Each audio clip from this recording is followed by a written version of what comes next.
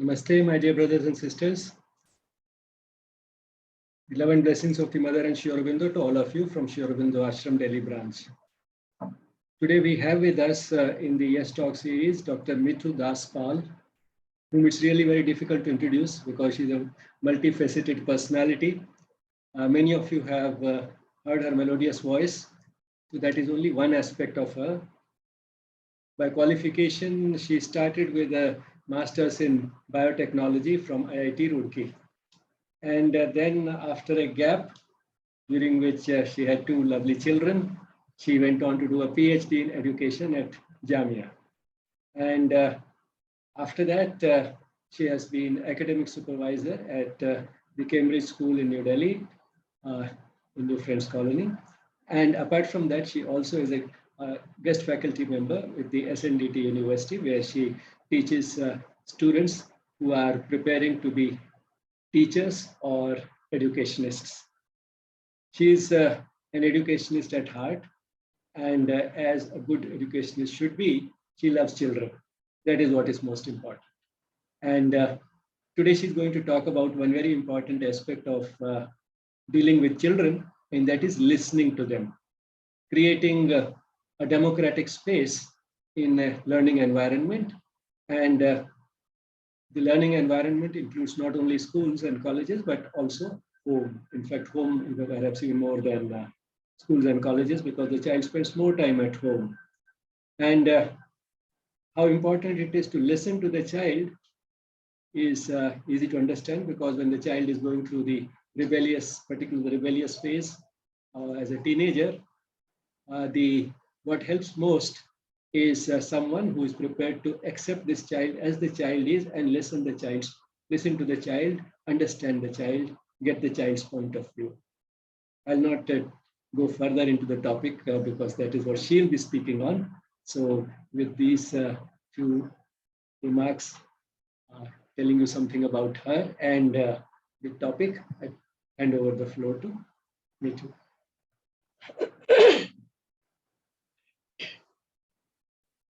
Thank you, sir. And my heartfelt gratitude to all of you for being here. As sir has made it the norm, and it's a very good norm, that we start our sessions with an invocation, some devotional music. So I'm going to sing an invocation for peace, for silence, because those are the two things which actually help a lot in listening to oneself. It's very important to listen to oneself first, and then only we can listen to the others deeply. So I'll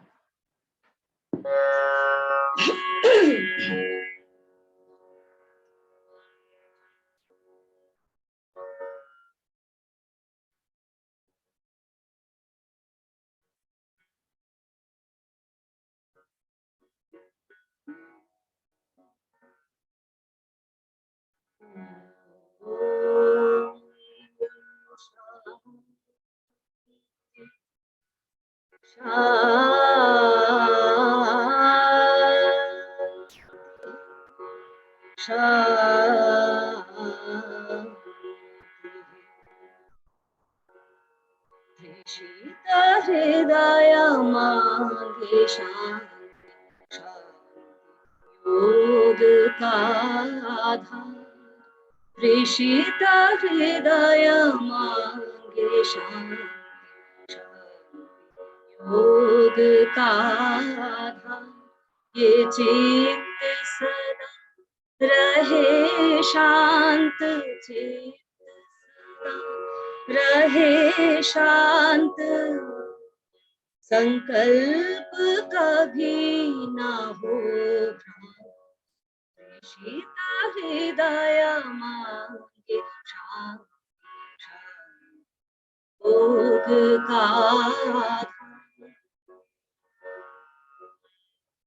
परम शांति मधुर शांति परम शांति मधुर शांति प्रस्फुटित हो दिव्य कांति प्रस्फुटित हो दिव्य कांति मातृशक्ति दूर करे, मातृशक्ति दूर करे, सकल भ्रांति सकल क्लांति, सकल भ्रांति सकल क्लांति दूर करे।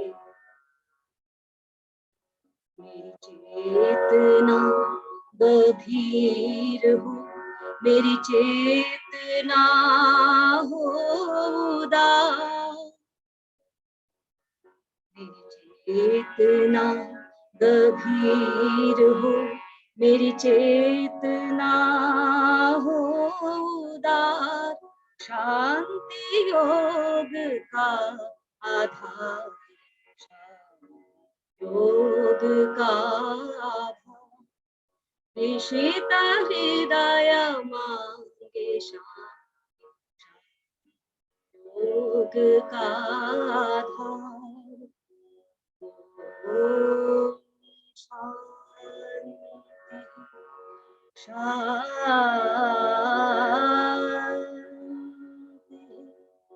शांति।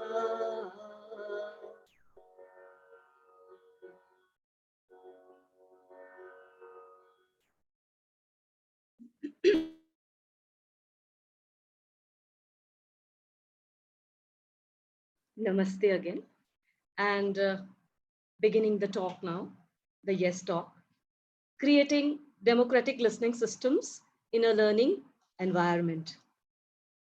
The topic seems very wordy, it is very heavy, but there is only one very significant word in this whole topic, and that is listening. Being listened to is a wonderful experience. Like when Sir was talking about me, it felt good. And it felt good that he's talking nice things about me.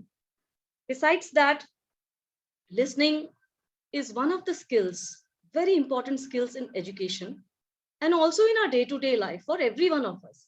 It is a very significant skill, but unfortunately, it is one skill which is most overlooked. So I will start sharing my, I've already started sharing my screen, Amit.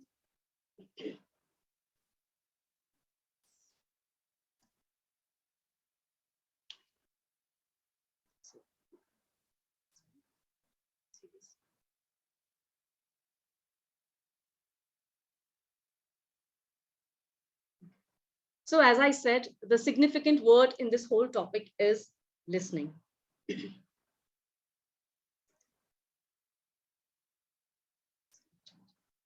There is some technical.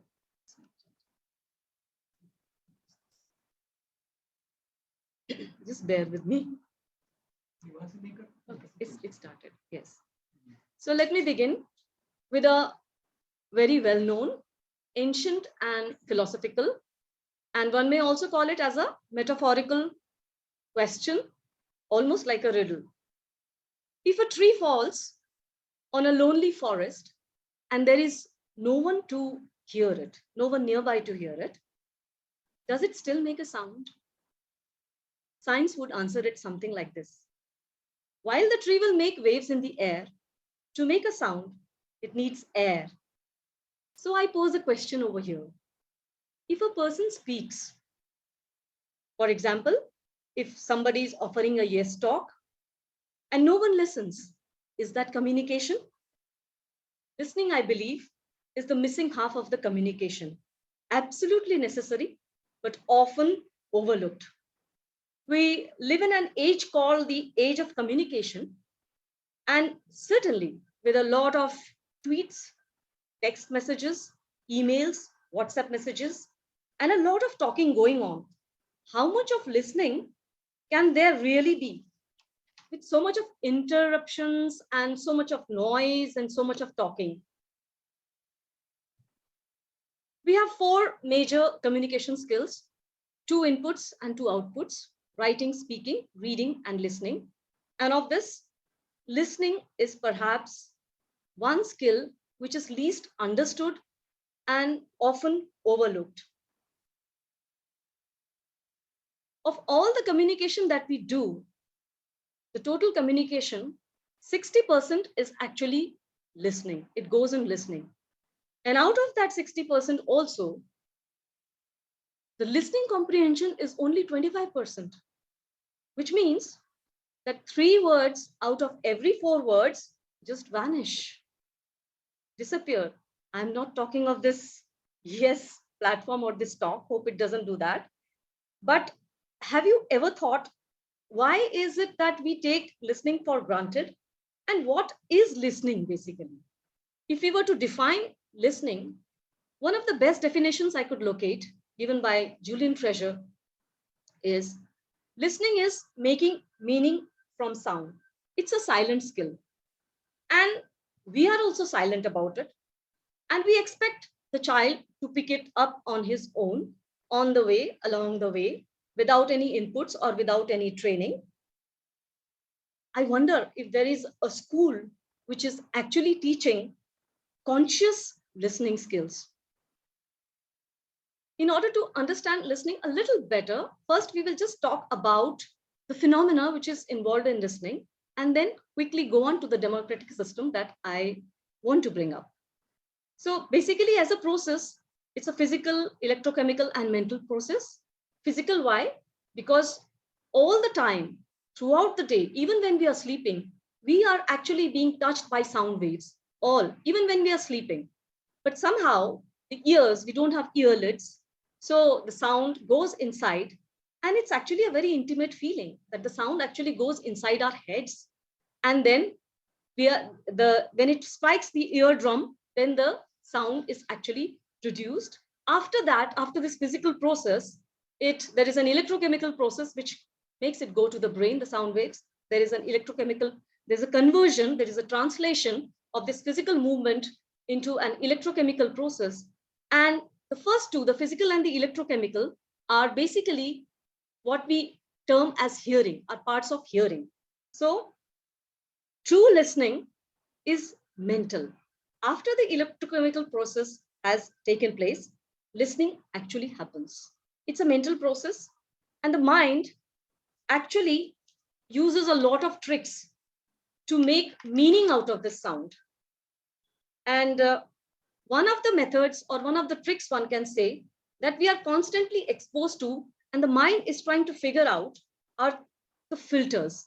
And these filters are culture, language, values, beliefs, attitudes, expectations, and intentions. Culture, one may wonder how culture. If you look at the Scandinavian countries, they are very quiet countries, very quiet and peaceful. And people there love silence. Their idea of an evening out would be something like going out for 2 hours to a person's or to a friend's house and sitting there quietly and coming back. Of course, that's an exaggeration, but that's what they prefer. Language, the language we speak, some languages have intonations, and almost every language has got a specific intonation. And with the intonation, we understand many things. We have certain values in our lives, and those values also kind of make us filter the kind of language we want to hear, the kind of things we want to hear, our preferences, our belief systems, attitudes in relationships, and expectations and intentions. Perhaps attitudes, expectations, and intentions are 3 very important filters. They say that when the expectation in a relationship solidifies, then our listening also ossifies. So an intention, I would say, why can't we have an intention for our children in such a way that every time we hear a child, we hear it with the intention, or we listen to the child with an intention as if we are listening to the child for the first time. This is what happens when a child is born, isn't it? The mother is so conscious of every movement, every sound that is coming from the child till the child starts going to school. So our intentions do matter, and they are perhaps the biggest filters. They can become the biggest filters. And this is where consciousness plays a very important role. It is a very good intention to have in any relationship, that when we are listening to a person, it is as if we are listening to that person for the first time. And one very common, you can say, misconception is that everyone listens the same way. Whereas Every person's listening capacities or listening skills are very unique. They are as unique as the fingerprints we have. And these filters lead to our uniqueness.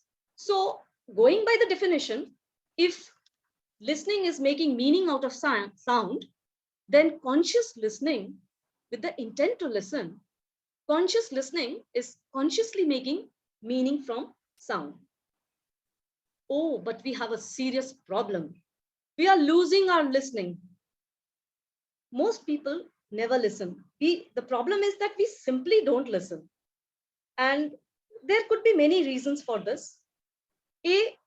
First came the writing, and then came the audio recording, and then came the video recording. So the premium on accurate listening and being present while there is somebody speaking has totally disappeared. If we want, we can look up this yes talk on the YouTube tomorrow or whenever it is put up, or any talk for that matter. So the premium for listening face to face or for accurately listening while being present over there, while being face to face with the listener, is certainly not there. And we don't listen anymore to albums. We listen to tracks. We do not watch TV, we channel hop. Hyperbole has become the norm. You see any talk shows on the TV, any, you can say, interviews, they have become battlegrounds. They are simply attacks. Interruption is becoming the norm. We have become addicted to be outraged. We have got caught up simply in a listening position which is not making us move, which is not making us listen. And most people never listen, said Ernest Hemingway. And Stephen Covey extrapolated it further, saying most people do not listen with the intent to understand. So even when we listen, as it is, we don't listen. But when we take out the time to listen, we do not listen with the intent to understand, but listen with the intent to reply. We want to tell and not listen. So this vicious thing that we have got into, this getting outraged at the slightest, any talk shows or any media has to really scream to us. Anything that is spoken of, either in the media, newspapers, anywhere, either we are okay with it or we are simply furious about it. There is no middle way. And we love to be, and all this, why is it that? Because we have got into a fixed listening position. And it is with everybody being right. And it's a terrible fixed listening position. We all love to be right, isn't it? It puts us above all and everybody. It elevates us, diminishes others. And I say, it is Mr. Ego who is playing the Pied Piper over here. It certainly puts us on a slippery ground and it takes us downhill all the way. What is happening? Stereotyping, prejudice, blasphemy, bigotry, hatred. So it is very important that we wake up and we make a conscious move towards listening consciously. So conscious listening actually creates understanding. If there is consciousness missing out of listening, there will be no understanding, there will be no empathy. We have forgotten to listen to the silent and the subtle, finer qualities. So how to listen consciously? The easiest way is be conscious of the listening positions. People are not aware of this. We listen, we think that we are listening, but we are actually not listening. Now, if we look at these listening positions, active, passive, empathetic, critical, expansive, reductive, curious, right, what is it? Active listening is when we are fully present, when we are trying to make meaning out of what is being said to us. Not only that, we are also trying to look beyond the wordiness of the whatever is being spoken to us. So what is passive? Passive listening would be something which maybe a Buddhist monk does, trying to get into the quiet. So we have to consciously decide what is the time for active listening and what is the time for passive listening. We want everybody to do the empathetic listening. Empathetic, we put the spotlight on the other person first. While we are speaking, the spotlight is always on us. Even when we are listening, the spotlight is actually on us. Whatever we want to listen, we filter it and we actually hear that only, irrespective of what the other person may be saying. So from empathetic, critical. What is critical listening? Yes, no, right, wrong. Some of you may be doing it right now, but it's okay. What about the expansive? What about the expansive? Expansive listening is something that makes us enjoy the journey of listening. It's, you may call me biased, but women are more into expansive listening. They enjoy the journey. They do not come to the point at once, whereas reductive would be, I have a problem. This is the solution. Okay, let's go. And that's the, you can say, men often do it. But nevertheless, we can decide to be expansive or reductive. If men and women, husband and wife, or even people, they decide when to be expansive and reductive. Maybe at a particular point of time, we want an expansive listening to take place for us. We just want to share. We just want to tell what is inside of us. And we are not looking for solutions. We just want to share. So that's, we have to consciously decide what is the other person's mood, what is the other person trying to tell us. We have to look beyond. And of course, Mr. Right is the one which is making us go downward all the way. So it's not about I am right, so what I'm telling is right, what I'm listening is right. And very often we begin a conversation by saying, oh, I understand what you're going through. And I would say that you do not understand anything because you have not let the other person even speak. And how would you understand unless hearing the other person out? So curiosity would be a better way. You become curious, you want to know what is happening with the other person. So this is all about the listening positions, and consciously we can move in between them. Consciously we can decide to do active listening, empathetic listening, and the other kinds of listening, which will make us a good listener. Now, while I have spoken about sort of the phenomenon behind listening, let me move on to the thing which I want to bring out today. And it is, there is a quotation. This is from the gospel. If you bring forth what is within you, it will save you. If you do not bring forth what is within you, it will destroy you. And the same thought, it struck me when 7 years back, I attended an experiential learning workshop for 10 days.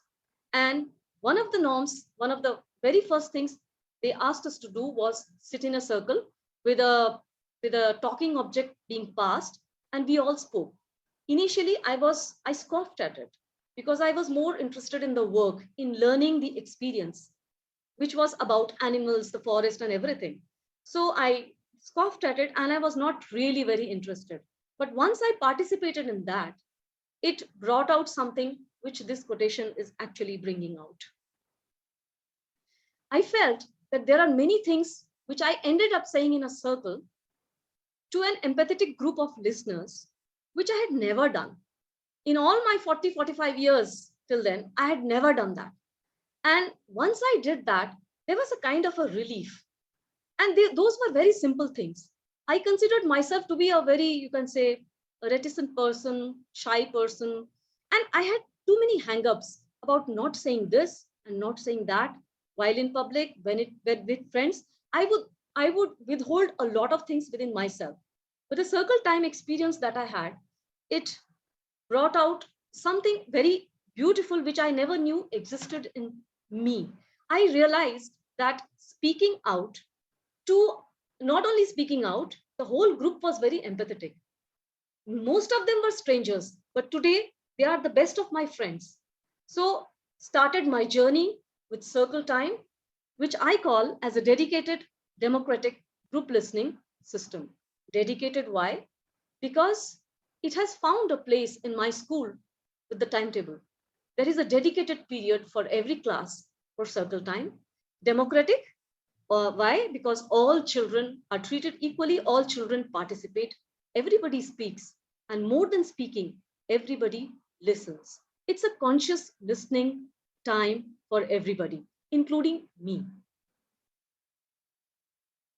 when I started circle time, the most important thing for me was because I was given a period. So a 30-minute slot was given to me.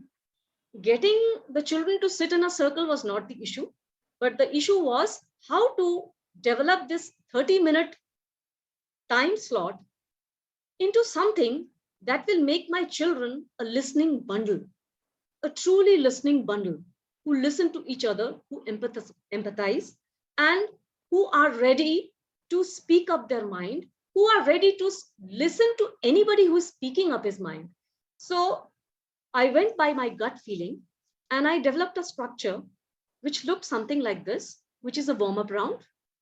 Children being small, they look, they are very interested in games. So as an incentive to get them really interested in circle time, I started this warm-up round. And it is any kind of a game, a quick game, which I tell the children brings happy energy. And when we are happy, we also open up. So children, we play simple games, and then we move on to the second round, which is the listening round. Earlier, I was calling it the speaking round. And in this listening round, I have this speaking object, Mr. Sam. We call him Speaking Sam. Earlier, I had a turtle. And it is very important. This object, it may seem just like an object or a toy or any object you can take, but we have to personalize it for the children. It is sacrosanct. Sam is a very important part of my circle time. Sam sits with me. Sam sits on everybody's lap. And whosoever has Sam on his lap speaks. Earlier, I had a turtle. And the children being children, they become so fond of this, you can say the toy or the talking object, that they start personalizing it in their own way. The turtle, after a few months, it broke. It was a glass turtle, very beautiful one. Sometimes we used to keep it in the center of the circle. When it broke, many children in the circle, they felt disheartened, and 2, 3 even cried. And finally, we decided, because it was an important part of our circle, and children believed that we were listening to this, they were actually speaking up. And we actually buried the turtle in the school in a small thing. And now we have Sam. And in this round, it is perhaps the most important round in our circle time. And here, everybody speaks and everybody listens. More than speaking, we listen. If somebody is not willing to speak, we let it pass, but we nevertheless listen. Children have their own little problems that they bring up, or there is a theme which I secretly decide and I bring it up. But nevertheless, the listening happens and the solutions come. And the third round I started was an appreciation round. It could be done with any value that you have in mind. The value that I had in mind was gratitude, because I find so little of it happening. So it's a gratitude round. If a child has found a solution while talking to the others, while listening to the others, and is appreciative of something that he has heard or that has happened with him, it is an open round, so they are free to speak in this round. And in the closing round, we again end with a happy energy, which is a kind of a clapping, or we sing a song, or we recite a poem, or like that. So it's a closing round where we do everything together. Even if it is just simple clapping, the idea behind that is listening, because all the claps have to come together. And there is a particular rhythm that they have to follow. And whether they are musically oriented or not, today the children all clap together. There is not a clap less, not a clap more. And the circle time extended, it moved forward, and now there is a circle outside the circle. What is the circle outside the circle? It is a personal listening system. In the circle time, we do not encourage the children to take anybody's name. For example, if they've had a fight or there's a conflict, so we do not take any names. Even for adults, when I have it with the teachers or with the workers and all, we never take names. But it is somehow taking away something from the child if the child has something very important to share, and the name is important to that person. So I tell them that there is a circle outside the circle, so they can come to me outside the circle, and it's a personal listening system. And then it is a heart-to-heart talk with the child where I just listen. Most of the time, I just listen. At times, I can give you an example. A child is so traumatized because somebody is hitting, and he's got into the habit that, okay, I can figure out that there is a complaining angle in that child. So he would come to me in a circle outside the circle time, and he would say, he did this to me, this, and all I had to do was I had to listen to him, and I would say, oh, that's not done. That's not done. And he would just run away from there. It's just that he's letting out what was troubling him. And with a listening ear that he found, his problem also got solved. So this is a personal learning system. The personal learning system led to another system, which is circle in a drop box. Now, for those children who are shy, who do not want to speak, who take time in opening up, this system works very well. So if they want something to be shared and they don't want to talk about it, so I have a box in my room where they drop a letter or they write what they want to share. And this also developed further. If they want me to discuss it with them, or if they really want to speak about it and they want me to listen to it, they draw a circle. Somewhere in the letter, they will draw a circle. So I would know very quietly. I would talk to the child sometime when I'm free, or I would just quietly drop a letter into his or her bag in the classroom, and the child would know. So it's a kind of, the child feels it's a secret kind of a thing, and it's a very personal thing. So the child comes to me whenever he's free, and we talk our hearts out.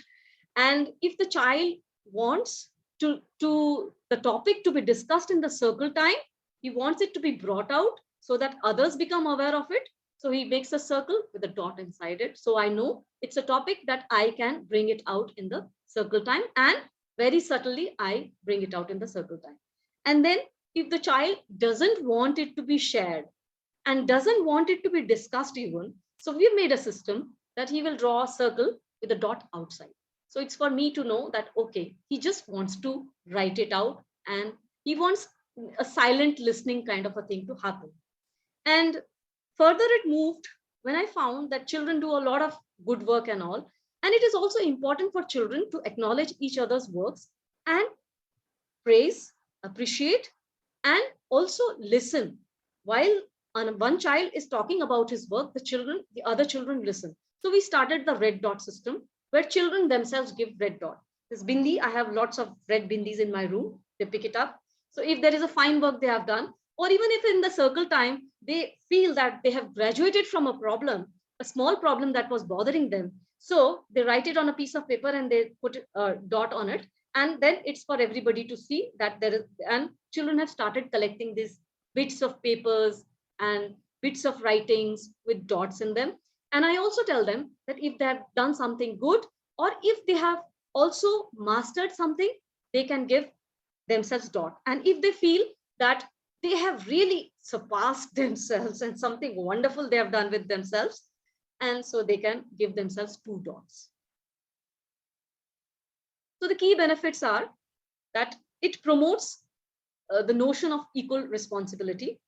And equal responsibility and democratic, why? Because the rules of the circle time have been made by the children themselves. So if there are lawbreakers or if there are rule breakers, the children themselves manage. They make it a point to let the person who is breaking the rule know in a very subtle way.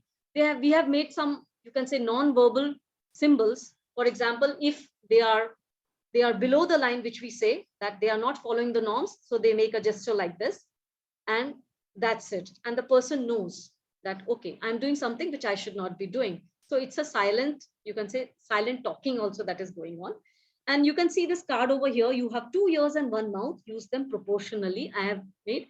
So this is also one of the flashcards. Somebody or the children usually carry these flashcards, and they try to show very silently to the other person. So circle time is a wonderful way of bringing out the collectiveness, the collective responsibility for positive behavior. And it does work. It encourages self-discipline, nothing to say, because children mind themselves, and children know when they have crossed the limit or what they should do, and without talking much. And it is as if children are also listening to their own body language. In some of the ground rules we make, the ground rules are for me and for anybody who takes circle time. You must take a few minutes to calm yourself. If you have to silence yourself, resolve to be as positive as possible and say nothing negative.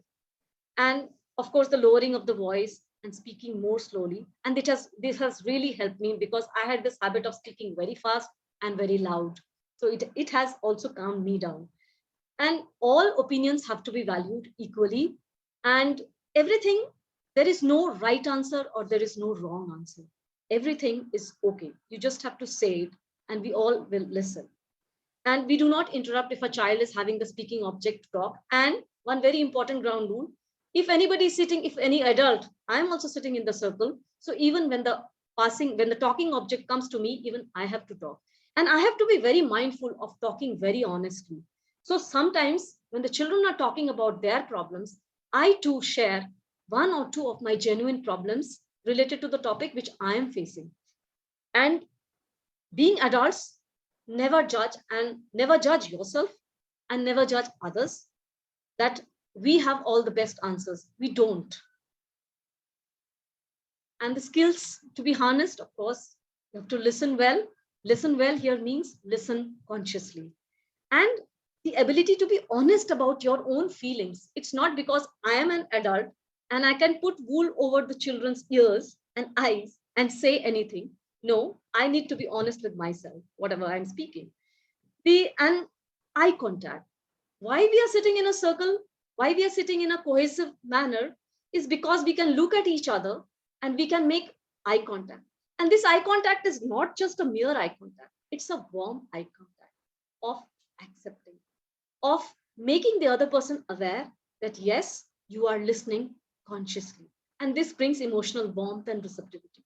So, and also the ability to recap what the children have said, because children being children, sometimes they don't have the words, they don't have enough words to speak out what they want. So as an adult, I would look consciously for what is making the child say this, even when the child is not able to put it or articulate it properly. One very nice thing I came across was this RASA. It's given by Julian Treasure again, a sound, you can say, a sound expert. And he says rasa means juice, and rasa is a Sanskrit word. It also refers to the moods when we are in theater. The rasa, the different moods or the different emotions that come out is rasa. So the acronym that follows is receive, appreciate, summarize, and ask. So these are the abilities we look forward to, and I would look forward to have in myself. Receive, be receptive to everything that is being said. Do not interrupt. Welcome and accept anything that is coming. Appreciate. Don't appreciate yourself. Appreciate the other, appreciate the child for sharing. So there have to be, the nods, the appreciative glances that should be following or that should accompany while the child is speaking. Summarize. Children being children, so you summarize. You summarize it for the entire group. Oh, you mean this? Oh, we mean this. Oh, you're trying to say this. So that. And the last is ask. Ask questions to keep the conversation going. Not really ask questions why, or not to do a dismissive listening, but ask gently, prod. Oh, what happened then? And then? And like that. So this makes the child want to speak more or makes the child very comfortable. Now,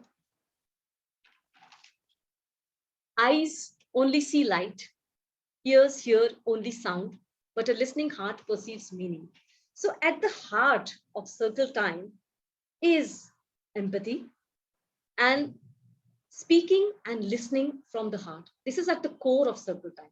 And looking back, when I look back now, it has its roots actually in the ancient times when ancient people, early man, would sit in circles, sit around a fire, and they would talk about what's happening in the sky, or they would talk about their own hunting. What are the do's and don'ts for hunting? Or maybe what is it that what are the herbs or what are the places where they should not venture into while hunting. So the roots are actually there. And the roots are actually in storytelling. In fact, research shows that our brains are wired for stories. So every child has got his or her own stories. They are taking place every day in little ways. And so a listening workout in a week is a wonderful idea. If you can do it more number of times, it is better. So that is why it is advisable that you have a circle outside the circle. You have silent listening systems. You have personal listening systems, and so on. So the implication is here. The implication here is that we shift the thinking from the head to the heart. Now, strange, isn't it? We always associate the head with the thinking. Now, why is it so? Because when we do things from the heart, they are spontaneous. The mind is not interfering and telling us to do this and that, right, wrong, bad, ugly. It doesn't do that. A spontaneous thing which emerges from the heart. And interestingly, there is a story that back in 1920s, the famous psychologist Carl Jung, he visited a tribe in Arizona, the Hopis, and there the chief of the tribe, he told Carl Jung that the white man is quite crazy. He does not think with his, he thinks only with his head. So Carl Jung said, okay, so but how do you think? How do you think? And the chief replied that we think with our hearts. So thinking from the heart is as ancient as you can say. It's very ancient. And it is the thing. It is the heart is the place, seat of maybe consciousness, and all spontaneous, all happy things, all generous things flourish in the heart. So sitting closely, I'm sure we have had circle times at home. And we remember the times when our parents would be sitting with us and we would be sitting around them, listening to stories they had to tell, read out to us, or even, I'm sure we've been told by our parents how to cross a road. And many of us are actually alive today and listening to this Yes Talk because of that. I'm sure it must have happened in many of the homes. We've been told to do this and not. Why we've been told? Out of concern, out of love that they felt for us. So, and so this is an ancient tradition from the heart. We need to revoke these kind of traditions, the traditions of storytelling, hearing, sitting in a circle, and out beyond ideas of right doing and wrong doing, there is a field. I'll meet you there, said Rumi. There is an incident I remember, though it was not circle time that I was doing, but I was invited to a home, and it was a home where there were other guests also, and we kind of sat around, you can say, a candle, and somehow the conversation started.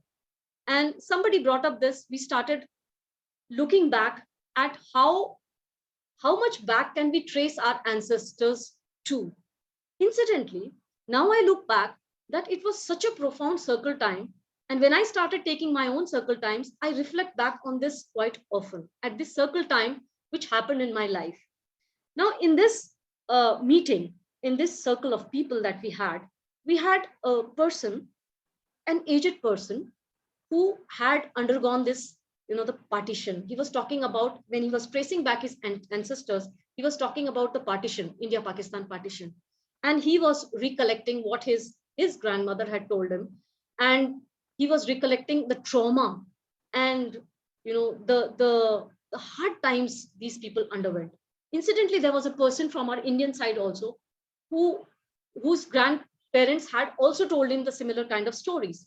So it was from the Indian point of view, and this was from the people who were on the other side of the border.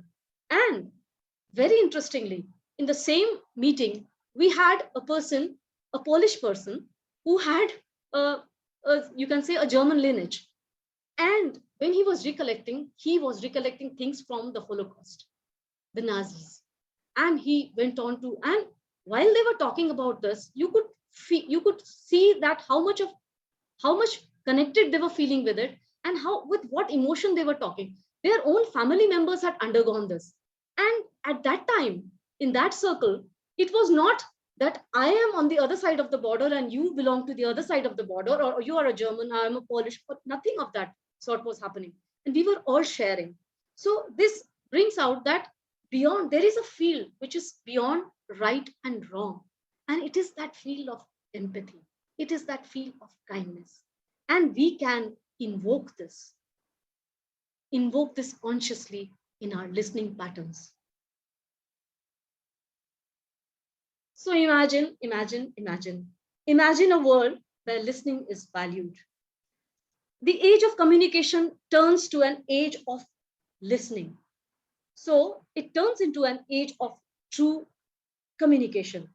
Imagine a world, or imagine a school where a child is taught to listen from a very early age. You can say the skill of listening is taught to him from a very early age. We teach reading skills, isn't it? We teach reading skills. So listening also needs to be taught, because listening is the thing which makes us read people. So as a skill, it has to be brought out. So imagine a school, a family, the world, bringing out this or focusing on this listening. Imagine a world where every parent listens to their children. And what best way can we teach our children the art of listening, the science of listening, if we don't listen to them? So we can teach it to them directly, face on, bang on, only when we listen to them. So when you listen to someone, it's the most profound act of human respect, says William Yuri. He's a mediator. And right now he's mediating between Ukraine and Russia, I think. That's what I came to know. So listening is perhaps the most profound act of human respect. And he's also the person who said, start the listening revolution. We need a revolution for listening. So be the listening revolution. So can't we move on? So on the TV and the radio, we have these talk shows. So what about if we have talk shows and also listen shows? Imagine we have peace talks and also peace listens. And imagine we have yes talks or yes listens. So let's walk the talk today. So I invite you to start this listening revolution today. Today and now, after this talk is over, the very first conversation you have with a friend, with a partner, with your child, or with anybody, with a stranger, have the conversation from the heart. Listen to the human being behind the words. And one of the biggest gifts we can give to each other is the gift of being heard. So let's move on to the power of listening. We've talked of the phenomena of listening, and we have seen a system that works, the democratic system that works. Let's talk a little bit, before I end the talk, let's talk a little bit about the ontology of listening. And Rumi says it so beautifully. There is a voice that doesn't use words. Listen. It's inside. The psychic is inside. The psychic listens and listens, and it has a very soft voice.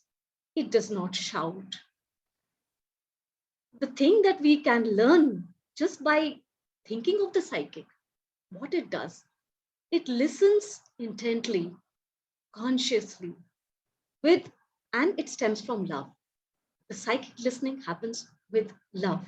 And when that happens, we don't have to raise our voice. We don't have to shout.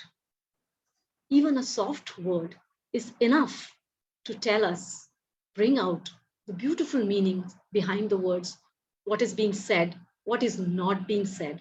And the true communication is not only listening to others, it is listening to our inner self. When we listen sincerely to our own self, then only can we listen to others. So listen not only to human beings, listening can be with birds, with animals, with nature. Mother has talked about She talked about listening to the cherry blossom flower, and then she ends up talking to the entire tree. And she's talked of listening to the vegetables, to birds. So listen to everything around. Everything around us is speaking of something. We have forgotten to listen to the silent and the subtle. Let's revoke that. Let's invoke that. So listen to live, the decibels of love. Can we stop sharing the screen? So let us pledge today to we are conscious beings, and we are at that vantage point in humanity where we can consciously evolve. So we can evolve consciously into a species that listens empathetically, mindfully, with no judgments, and with only love and respect in our hearts. So live, listen to live, the decibels of love. And interestingly, while I was preparing for this talk, a lot of listening was going around. And listening to me happens, it can happen anywhere, even while I'm driving my car or I'm taking a walk. So it can happen like that with everybody.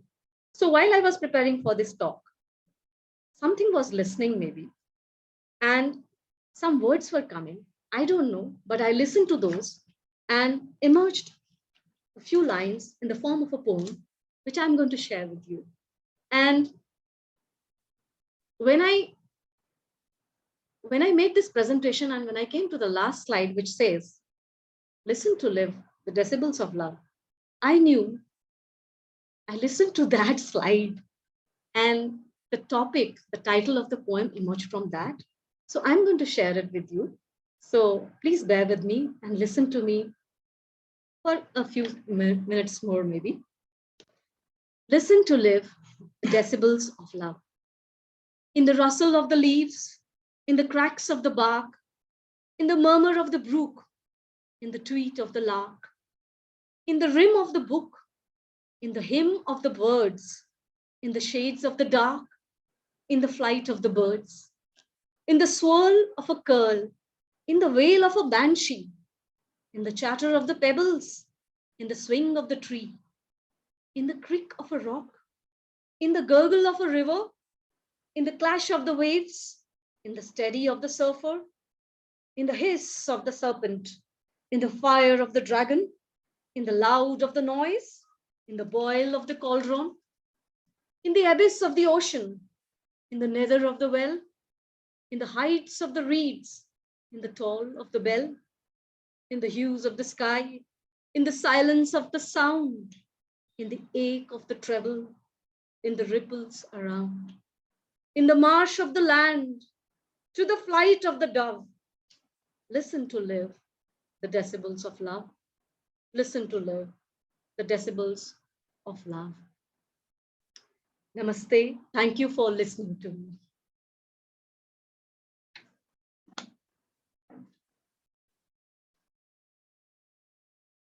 So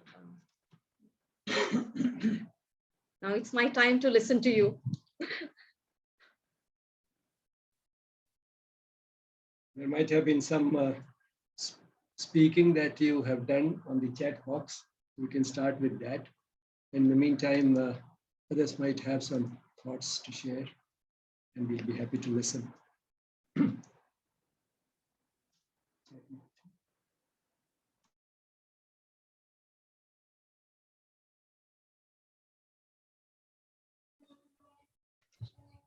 Hello. Yes, please. Namaste. You have spoken about those speaking circle experiments, apparently with young kids, young students. And could you extrapolate that experiment with older students like teenagers or people in the youth? And if you have done so, what has been your experience with those type of elder groups? Thank you for the question, sir. I have actually experimented. It is not only with the little kids that I did. Now I do it with slightly older kids also. And I have done it with the teachers in my school. And believe me, I developed this structure And I kind of follow the same structure for even the adults, and it works. But at the heart of circle time, like I said, it is the heart that wants to listen. So it's all about creating an environment. It's all about creating an atmosphere of love and respect. But to introduce that, and to, because hardly any kind of listening is happening either at home or even in their friend circles. You're talking of the older kids and all. But this structure, I find, it is my personal opinion, and I've tried it, so I can share my experiences with you, that it does work. The very fact, well, the level of talking is very different when you are with children. With children, you have to be very playful. The idea of the warm-up game was introduced to attract, to catch their attention and to make them into a listening bundle first. But believe me, even adults, I have tried it out. I have tried this circle time with adults, with senior citizens twice, and the same structure. Even the games have worked. They've loved the games. The games were, of course, of different nature, but to start the circle time with a game, it just brings happy energy. So I think the structure wise, you can have an open forum, you can have a double forum, you can have a question answer forum, you can have any forum that suits you. So there is a lot of freedom which is given in circle time. All that you need is a listening ear and the willingness to participate and the willingness to listen. That's it. It'll work. Maybe once you try, you will realize it. Even Thank you very much. Thank you. Thank you. It's a wonderful idea. And I wonder how it could be interpolated into our education policy, because it is related to education. Yes, it is related. And sir, in many of the, I think they have started talking, at least in India, they have started talking about the socio-emotional learning. And circle time does, it has a scope of becoming a very important part of that. So, but formally, when they will introduce it, it's, we are, I would put a disclaimer over here. It's like treading on very, you can say, but yes, the effort is there. A lot of schools have started doing circle time. And the challenge before all of these schools is to a commitment to quality, basically. You know, initially it's very funny. It does happen in schools, and sometimes I feel that circle time needs to extrapolate into the classrooms first, let alone about whatever policies they make, but it has to really move into the classrooms. Often, as a supervisor, you know, I would hear these kind of noise, very, very strange kind of noises. At the top of the voice, the teacher is saying, "Children, keep quiet." So it's so opposite to what you want. And do your work silently. So I don't know who is in more need of circle times. It is, I think, the adults who are running the school, or it's for everybody. It's for everybody. And I'm very happy that people have started talking. You are also talking about making it a policy. So thank you, sir. Thank you very much.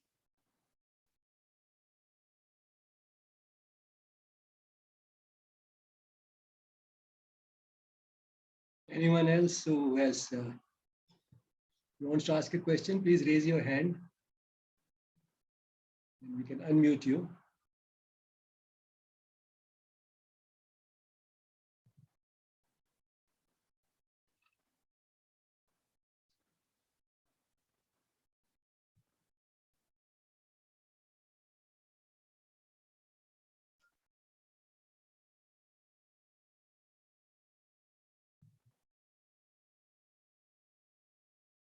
Now, there's a question over here. How to start circle time with family members? Walk the talk, sir. I would say it's, you'll have to figure out the time when all family members are together.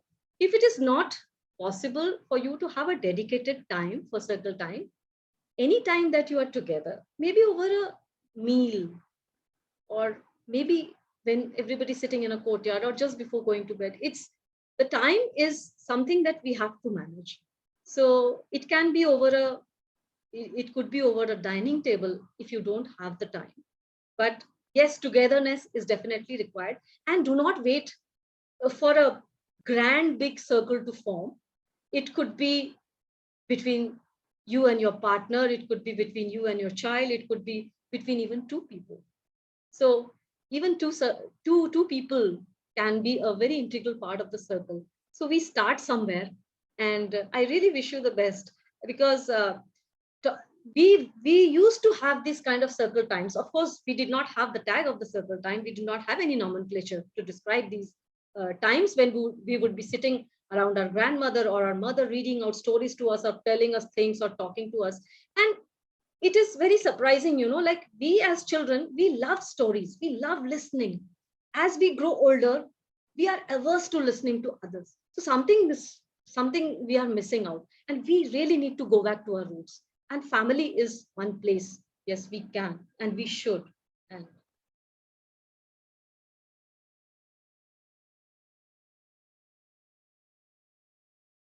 Any more questions? We are here to listen. I think the talk should not seem so much also that you don't speak. So.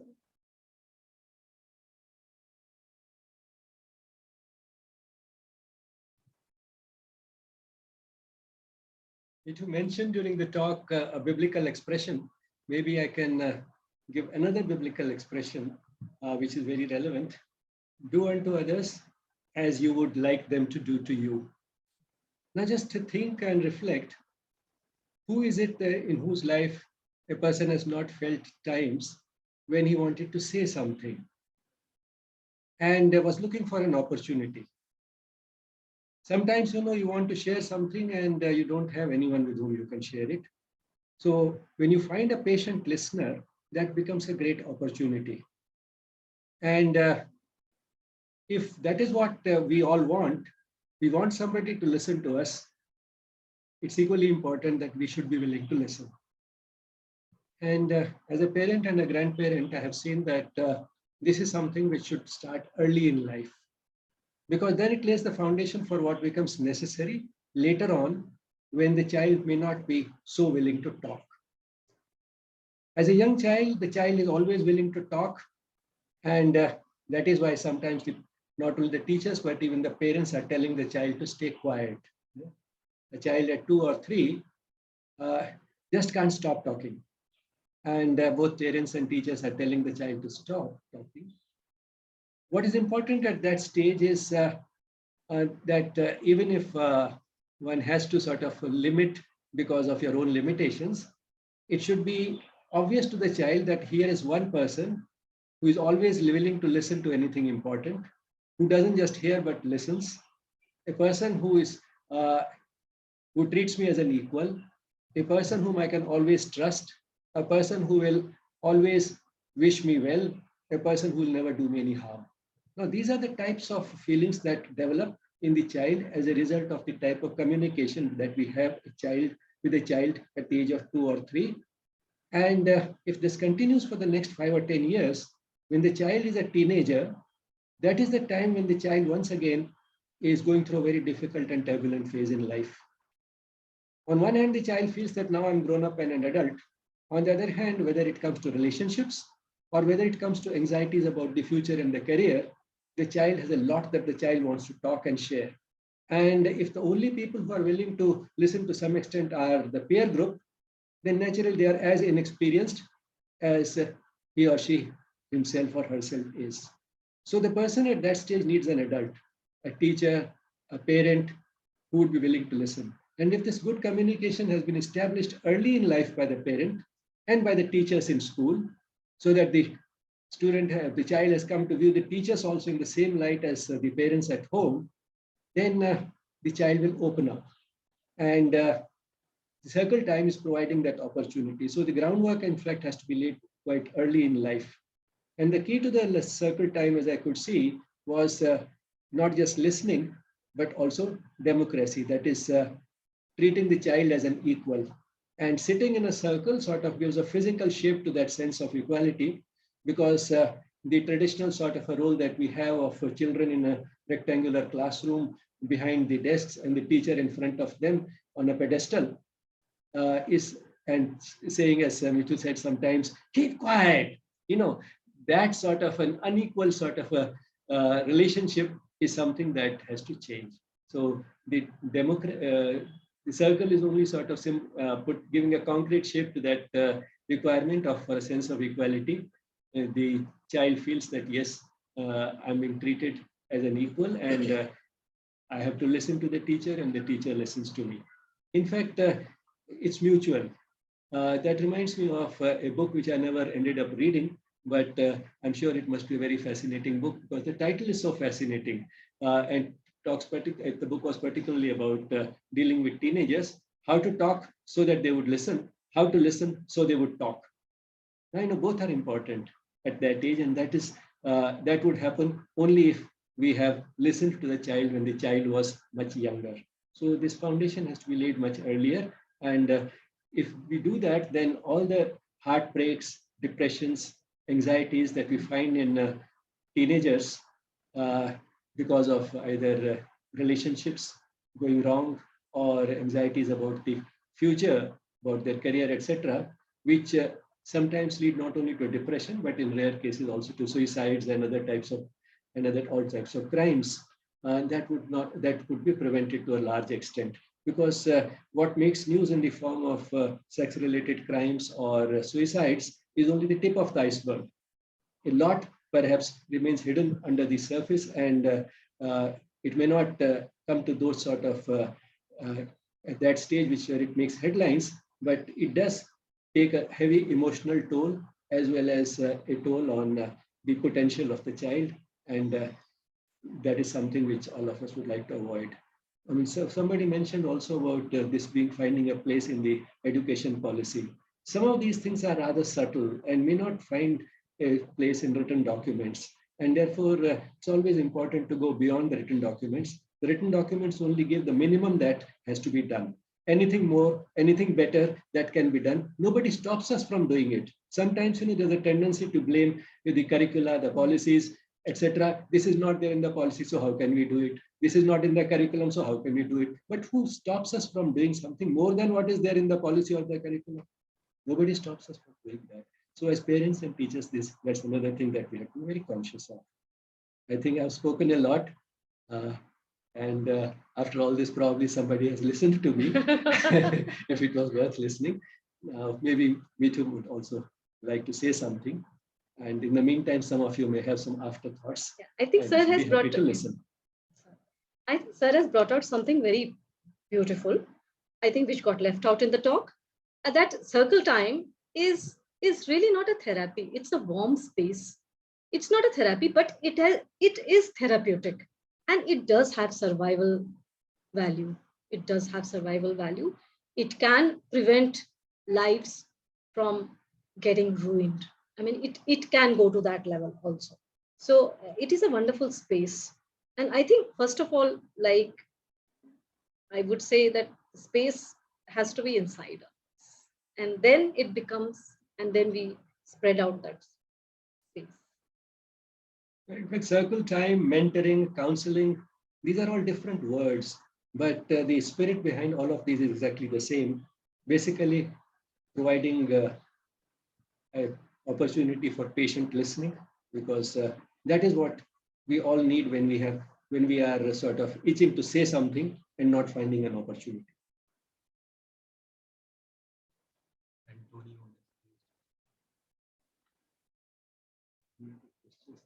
Antonio has raised hand. So Antonio, you can please unmute and ask. Namaste. I would like just to express my gratitude for this beautiful talk, and it touched my heart. It spoke to my heart. So it was fantastic. And just to give it's a sort of joke, as my wife is a psychotherapist. He worked with children in a school in Rome, in Italy, and he had to deal with a lot of problem in an area where there is a lot of, let's say, poor people or immigrants, and he faced a lot of this problem, especially in communication, considering language difficulties and so on. And I would like to share with you this, I don't know if you can see, this is a patient, this is a doctor who says, everybody now, everybody wants to speak. Nobody would like to hear. And here there is the psychotherapist. This is the reason why I ask money for listening people. That's a sort of, it's a joke, but it's true. Thank you again. It was very brilliant presentation.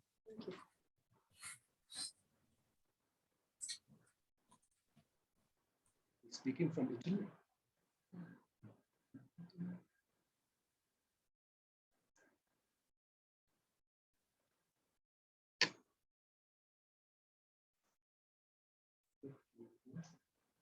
If you have any other question, please you can ask. If you have any suggestion or comment, please go ahead. Any more questions or comments, please? Would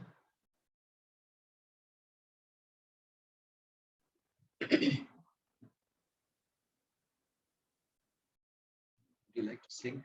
Okay, no problem. Okay, let us close this circle time, rather circle talk, I would say. I would close it with an invocation, like I usually in the circle time I sing or the children sing. So I'll try to sing the invocation now.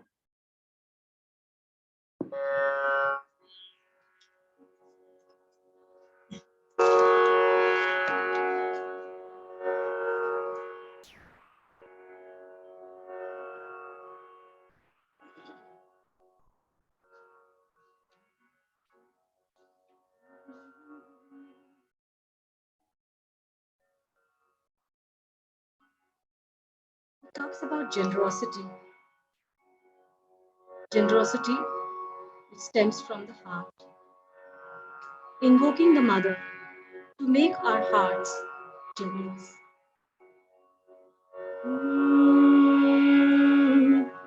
हृदय मेरे तू बन उदार, हृदय मेरे तू बन उदार, बेहिसाब लुटा दे प्यार, बेहिसाब लुटा दे प्यार, हृदय मेरे तू बन उदार, हृदय मेरे तू बन उदार, बेहिसाब लुटा दे प्यार, बेहिसाब लुटा दे प्यार, निस्वार्थ दान का आनंद,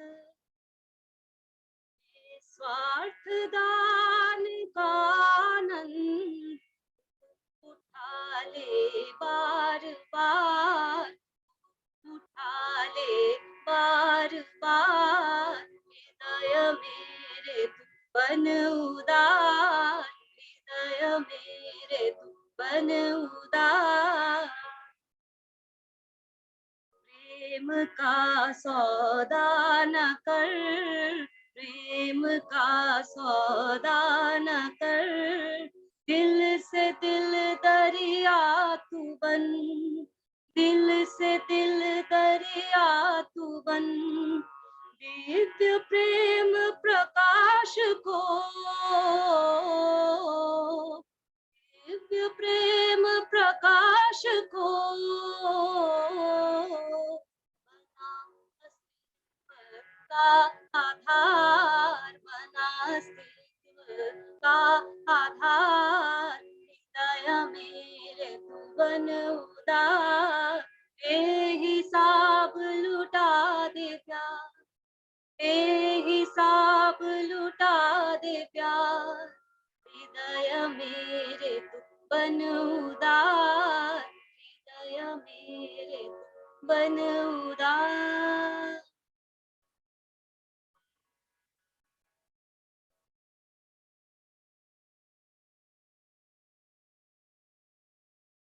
Thank you all for being there. Next week on Friday at the same time, we'll have a lady, Sylvia from Denmark, who was at the peak of her career as a pilot and as a teacher for would-be pilots, and then suddenly found that she needed to make a shift. And she has been doing that for the last few years and has found a new meaning in life and has started coaching others in how to do the same. And apart from finding more meaning in life because of the inner work that she has done, she has made extensive changes in her outer life, also in her diet, in her study of yoga and Ayurveda and so on. And she'll talk about some of these things. Her name is Sylvia, and she'll talk to us next week at the same time, Friday, 5 p.m. Indian time. Thank you all. Hope to see you all there.